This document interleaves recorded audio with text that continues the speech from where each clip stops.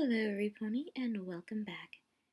Today, we will see what happens next while Inverno and Key are out about on a town, and Shining, Twilight, and Cadence are frantically looking for him. Inverno in F minor, written by Cracked Inkwell. Chapter 26. Fire, Inspire We Tread, in F major. Nothing! We searched every inch of the palace! Inferno is gone! Shining reported. And so is Professor's signature, Cadence added. By now, the three of them, along with the guards of the palace, have looked everywhere they could think of, but they had no luck in finding the colt, nor the elderly earth pony. Where could he have gone? Twilight asked aloud. Has this happened very often? No, Cadence shook her head. This is the first time he did something like this. Plus, I have no idea where he might disappear. Suddenly, the pink alicorn had a thought. No, a memory from last night, when a professor mentioned figuring out a way to make it up to Inverno for being too harsh on him. Cadence? Twilight asked, waving a hoof in her face. Sorry, she shook her head. I think I might have an idea what happened to him. I think his signature's disappearance might be a clue as well. You mean he's taking the kid?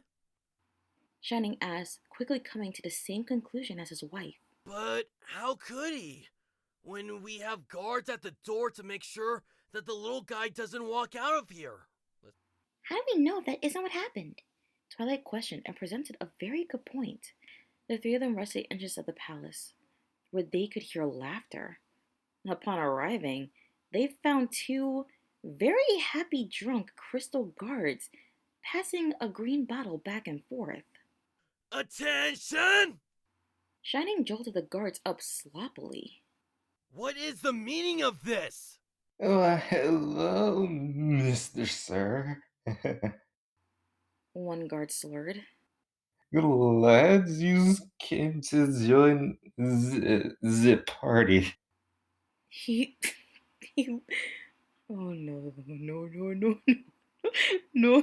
no, no. I'm sorry, everyone. He lifted the bottle up to the prince. Try some wine. Who gave you this? Shining demanded. Some old guy. The other guard responded with a hiccup. Oh no, this is very bad.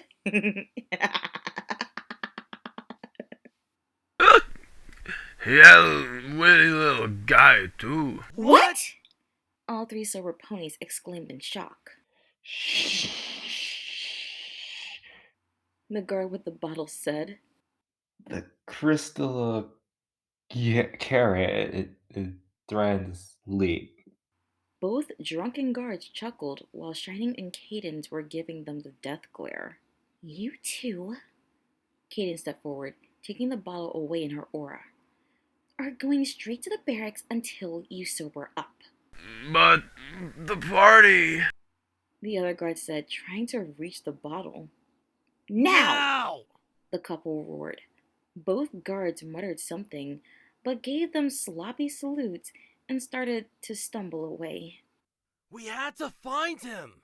They must still be in the Empire somewhere! Shining said. Agreed, Twilight nodded. And we must do it quickly because if we don't, they're going to tear him to pieces. Cadence finished Twilight's sentence. She added, looks like some pony is going to get fired.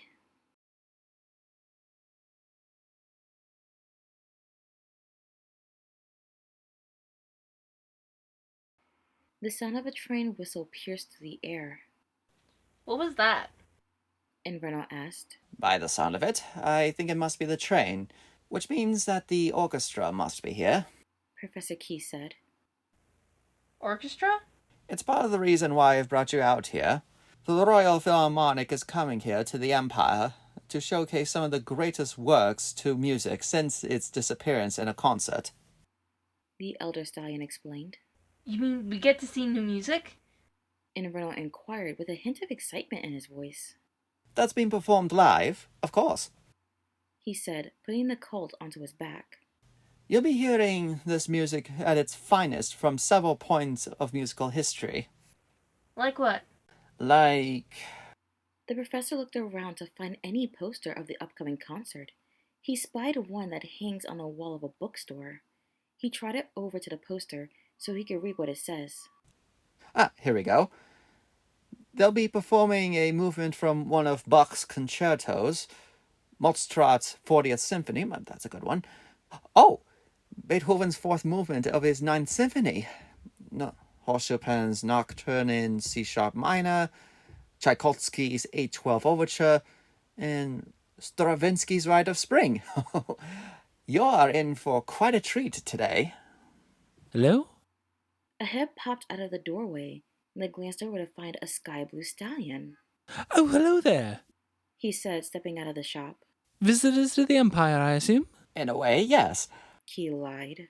I was telling my grandson about the concert today. Oh. The blue crystal pony nodded, giving them a warm smile. Well, in that case, welcome to the Crystal Empire. He lifted a hoof to the professor. Name's Book, as in bookbinding. The pleasure's all mine. The elder earth pony shook his hoof. This tuckered-out fellow is Winter. He craned his neck to the colt on his back. Say hello. Hello? Inverno gave the blue stallion a little wave, and Buck nodded. Nice to meet new visitors. He said, gesturing to the store. Would you like to come in?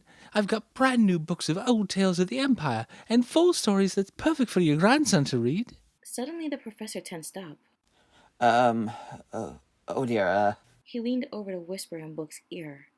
Although soft, Inverno could still make out. Please don't mention anything that has to do with his sight. My grandson is blind, you see, and is sensitive about it. Oh. Book suddenly looked embarrassed before turning to the colt. I'm very sorry about that. I also have some truffles that my mare friend is selling. King Sombra was about to turn down the offer until he spotted some armored guards from down the road, which looked as if they were searching for some pony. That sounds pleasant, actually. I suppose we could step inside for a moment. Great. Come on in. Book smiled. When they entered the store, although as small as it was with a counter at the other end of the room, it was filled from the floor to ceiling with books, scrolls, and hoof-made candies. The individually wrapped candies were in glass jars of various sizes and shapes. All around there were books that were new as well as ancient scrolls, each with a price tag. Take your time. Book said, picking up a book from behind a counter. And let me know if you need anything. The professor set Inverno down next to the row of books. Thinking that he should play along with being blind, Inverno closed his eyes and tried to feel around with his hoofs. He felt his way over to where the counter was, in which he heard Book's voice saying, Need something, little fella? Not really. Although, I was wondering about something. Go ahead. I've heard about something here in the Empire. And that being? Is it true that Sombra had a foal here? When things got too quiet, Inverno opened his eyes and saw through the black lenses, Book looking unnerved. Where did you hear that? I don't know. Inverno shrugged. Some pony said something about a colt here that was Sombra's.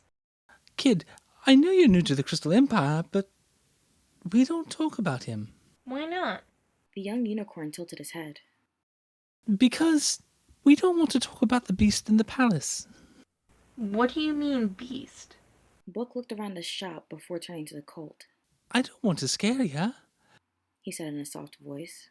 but there's a colt named Inverno, whose father was the wicked unicorn that enslaved us. I myself haven't seen him, but it's said that whenever night falls, we had to lock our doors and windows because he may come out at night and eat any pony who's out. Inverno was completely taken off guard from what he was hearing. Why would he do that? I've heard he's got his father's teeth, Book told him. and they're sharp enough to eat other ponies. The hidden unicorn was starting to feel both insulted and disgusted that such a rumor about him was being told. Why would he do that, when he's been eating the same way every pony else has been eating? Then a question illuminated Inverno's mind. How do you know if this is even true? My, you certainly ask a lot of questions. Book pointed out, completely ignoring the colt's question. Why don't I get your grandfather over here? Before Inverno could object, Bookbinding called out for Key Signature to come over.